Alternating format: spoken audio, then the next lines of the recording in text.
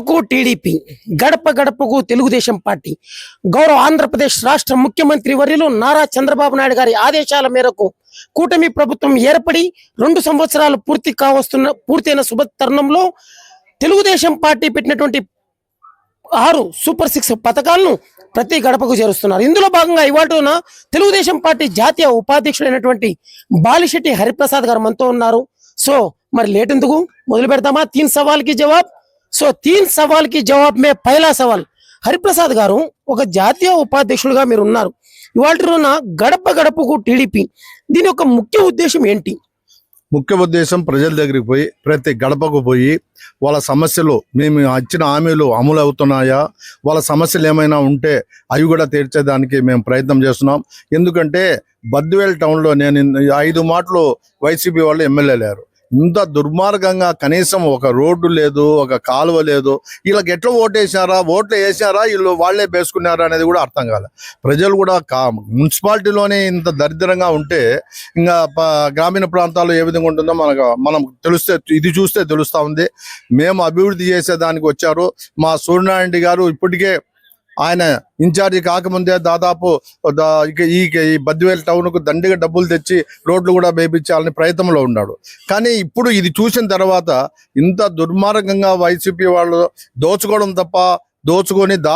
తప్ప ప్రజలకు మేలు చేసిన ఆనవాయితే ఎక్కడా కనపడడం లేదు. అంటే 3 सवाल की जवाब में दूसरा सवाल, హరిప్రసాద్ గారు ఒక జాతీయ ఉపాధ్యక్షుడిగా ఉన్నటువంటి మీరు ఇవాల్టి రోజున బద్వేల్ నియోజకవర్గం 16వ వార్డులో స్వయంగా పర్యటించారు. ఇక్కడ అభివృద్ధి అనేది నోచుకోలేదు. సో ఈ యొక్క అభివృద్ధి గురించి నూతన రథసారథి అయినటువంటి మంచూరు సూర్యనారాయణ రెడ్డి గారికి ఎటువంటి సలహాలు ఇవ్వబోతున్నారు? సూర్యనారాయణ గారు ప్రతి గడప కూడా ఆయన ప్రత్యక్షంగా వచ్చి చూస్తున్నాడు. తప్పకుండా ఇప్పటికే ఈ రోడ్లన్నీ కూడా వేపించాలని కమిషనర్ గారికి వెంటనే ఆర్డర్ వేయడం జరిగింది.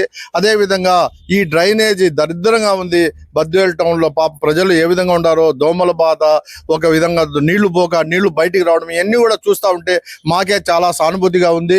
ఈ దుర్మార్గులకు వైసీపీ నాయకులకు ఎందుకు ఓటేశారనేది అర్థం కాని పరిస్థితి ఉందని చెప్పి తెలియజేస్తున్నాం. 3 सवाल की जवाब में तीसरा सवाल, హరిప్రసాద్ గారు ఆంధ్రప్రదేశ్ రాష్ట్ర ముఖ్యమంత్రి చంద్రబాబు నాయుడు గారికి 76 సంవత్సరాల వయసులో కూడా ఎంతగానో కష్టపడుతున్నాడు.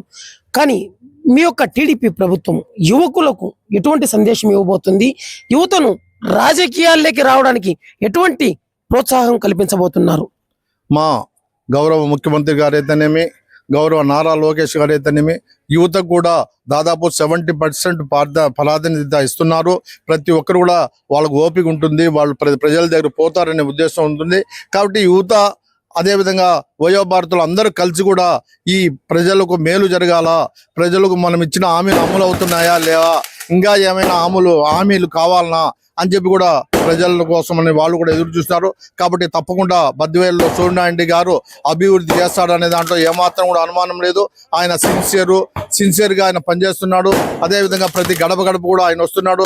ఆయనతో పాటు జాతీయ ఉపాధ్యక్షుడిగా నేను కూడా బద్వేల్ నియోజకవర్గం రావడం జరిగింది. నిజంగా ఇక్కడ పరిస్థితి చూసిన తర్వాత నాకు కూడా చాలా బాధగా ఉంది. ఈ విధంగా రోడ్లు లేదు, కాలువలు లేవు, ఏ విధంగా ఎమ్మెల్యేలు గెలిచారు, ఏ విధంగా వాళ్ళు పరిపాలన చేస్తున్నారు అనేది చాలా దుర్మార్గం. ఈ వైసీపీకి ఓటేస్తే ఇదే విధంగా ఉంటుంది. కాబట్టి ప్రజలందరూ కూడా మా కూటమి నాయకులను ఆశీర్వదించాలని చెప్పి ప్రజలను కోరుకుంటున్నాం. చివరిగా ఒక ప్రశ్న, బద్వేల్ నియోజకవర్గంలో గత 20 సంవత్సరం నుంచి టీడీపీ ఓటమి చవిచూస్తుంది. సో ఇప్పుడు ఇన్ఛార్జ్ అయినటువంటి మంచూరు సూర్యనారాయణ రెడ్డి గారి ఆధ్వర్యంలో 2026-29 అసెంబ్లీ ఎన్నికల్లో జెండా ఎగరవేయగలరా? తప్పకుండా. ఎందుకంటే ఆయనకు ఒక సిన్సియారిటీ ఉంది, ఒక కమిట్మెంట్ ఉంది. ఈ దినం ప్రతి గడప, ఇంతవరకు ఎవరు కూడా తెలుగుదేశం కానీ ఎవరు వచ్చి ఉండరు. ఈ దినం ప్రతి గడప కూడా ఆయన వచ్చి ఇక్కడ సమస్యలు, డ్రైనేజ్ సమస్య, రోడ్ల సమస్య చూసి వెంటనే కమిషనర్ గారి దృష్టికి తీసుకుని పోయి వేయాలని చెప్పి ఆయన చెప్తున్నాడు. ఆయన ఇంకా కూడా డబ్బులు తెస్తాడు, ఇబ్బంది లేదు. ఆయన ఒక కమిట్మెంట్ ఉంది, ఆయన ఒక పార్టీ అండదండలు ఉన్నాయి.